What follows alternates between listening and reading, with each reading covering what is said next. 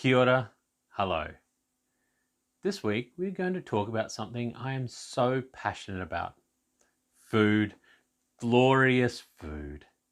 Oh man, do I love me some food. You know what got me into reenactment? It wasn't fighting, it was food. I wanted to recreate the dishes in all the old books that I used to read. I used to wonder what things tasted like. What I've found in my years of research is that most people don't know what medieval people ate, let alone what that food would have tasted like. Today, we're going to discuss food in the medieval city and bust some myths at the same time. But before we start, we're having a giveaway. These. Ooh. We'll be running the giveaway in our next video coming out Sunday the 22nd, New Zealand time. So check your world clocks. If you want to win, you better watch that video to be in the running. So subscribe to all our platforms to not miss out. As usual, all sources down below. Okay, now that's out of the way. Grab your knives and spoons. Let's talk food. First, let's discuss the food markets. Medieval cities had to import most of their food from local and foreign sources. This includes grains from Europe's ancient grain basket, North Africa. The largest cities would have regular daily food markets for grains, meat, and fish. Smaller cities would have their markets on irregular days. York, for example, had its markets on the bridges of the Ouse and Foss, which sold corn. For those of you who are unfamiliar with the term, this just meant grain. It does not mean the New World plant, also called corn. These markets also sold stock and fish. On a Thursday, there was markets for poultry, game, salt, spices, pottery, herring, and dairy goods. Leicester had its markets on Mondays, Wednesdays, and Saturday. Larger cities like London or Paris had daily markets. These were unable to be centralized into one location, instead spread throughout the city. I will be talking in greater depth about medieval markets and trade in our series on the middle class, so I'll get on to what you really want to hear about, food.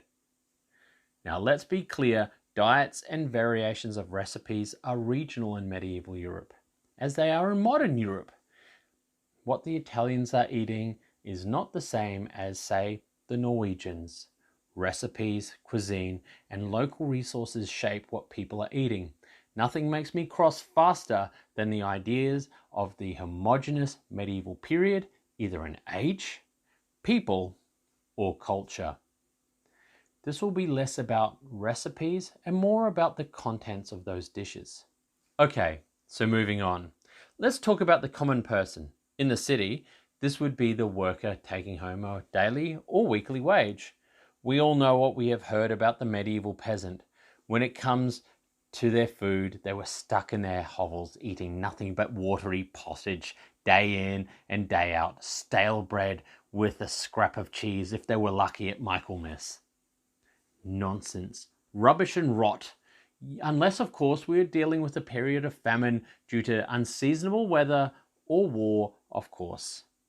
Starting off with the most abjectly poor, these people who are either labourers or perhaps widows or orphans, they would be living in a single room house with no cooking facilities. If they did have one, it would most likely be the pipkin and brazier. One of these. The brazier is loaded with charcoal. The pipkin is heated over the coals. This is a little cooking pot. It is made of pottery. So if we should break, you toss it out into the refuse pit and you get another.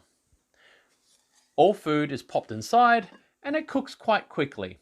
If they did not have a kitchen or cooking equipment or were impoverished workers, there was street food. Ah, the forbidden pleasure of street food. Pies, hot cakes, wafers and pastries and other treats. These were available around the clock. Statutes were put in place to ensure that meat being used in the pies, for example, was of good quality and not tainted. But you ask, what are they cooking in those pipkins? Or if they are more wealthy, one of those new middle class types I keep on talking about, Surely they have their own kitchen, and what are they cooking and what did they eat? Their diet consisted largely of grains. This was still in the form of pottage, breads, and ales. As high as 80% of their diet was composed of grains. After the Black Death, animal proteins started to become a greater part of the diet as people had access to more wealth. The grains consumed are wheat, rye, barley, and oats, although rice too was eaten. This diet was also supplemented with cheese and butter, pork, lamb, and beef from butchers, although pork was the medieval go-to meat. Seafood was also a hit. The consumption of seafood was not just limited to seaside cities and towns, but also to inland cities. Poultry and fowl were also eaten, as was their eggs.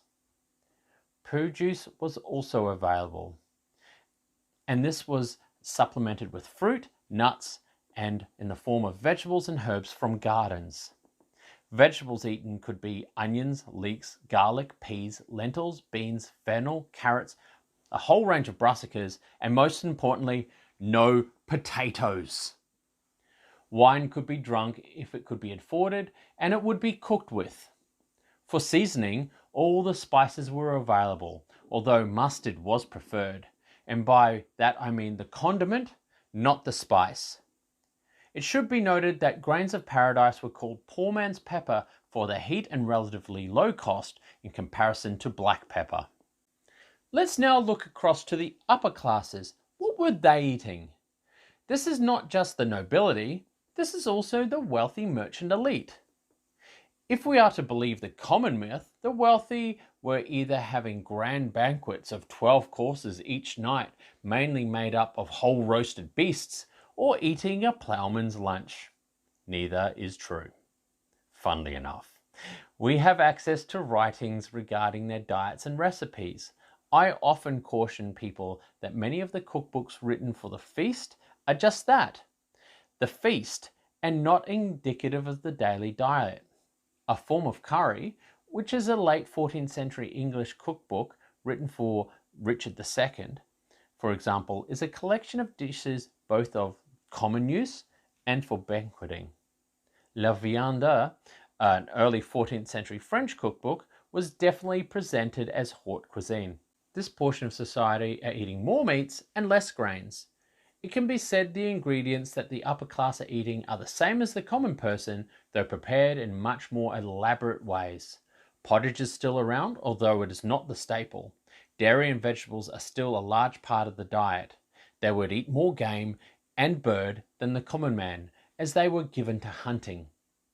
It must be said that sumptuary laws in certain areas and times banned the consumption of certain animals outside of particular classes.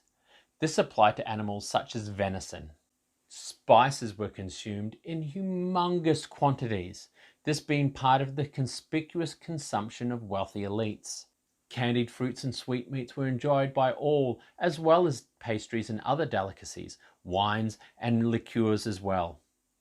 Of course, I'm going to add another section in here, the clergy, which up until now I've not covered at all, because the city also included monasteries, priests, clerics, and other lay religious orders.